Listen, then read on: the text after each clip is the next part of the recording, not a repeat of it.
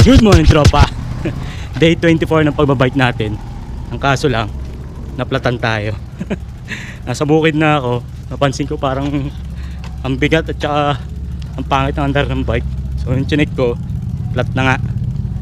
Tapos walang pako. Sa tingin ko pumutok yung interior. Kaya ginawa ko, tumigil ako. Tapos nag-chat na ako sa visor ko, sa mga kasamahan ko. At nagpaalam ako na hindi makakapasok. Kasi yung lugar na naplatan ko bukid, so walang vulcanizing. So wala tayong bang gagawin kundi bumalik pauwi ng bahay. Kaso yung biyahe ko o yung nilalakad ko, almost 30 minutes na ako naglalakad.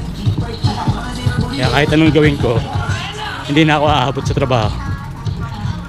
Pagod na rin ako, mga 30 minutes na ako naglalakad pabalik. Yun ang ating kwento ngayong araw mga tropa. Day 24 natin. Flat bad trip. So ang mangyayari nito, papaklasin ko to ngayon. Tapos sa tingin ko, papalitan ko ng interior bukas. Bibili tayo interior bukas.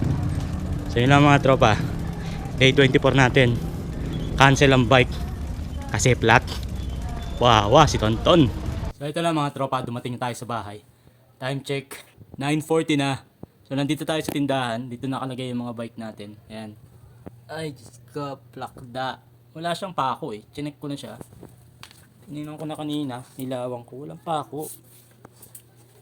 So, ang conclusion ko is pumutok siguro yung interior.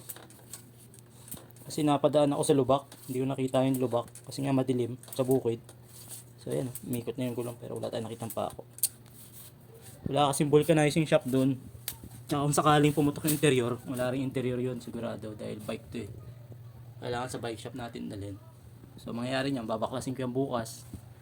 Tapos dadalhin ko yung buong gulong kasi tingin ko parang parang na 8 na siya Kaya papapantay ko ulit para smoothly yung takbo natin.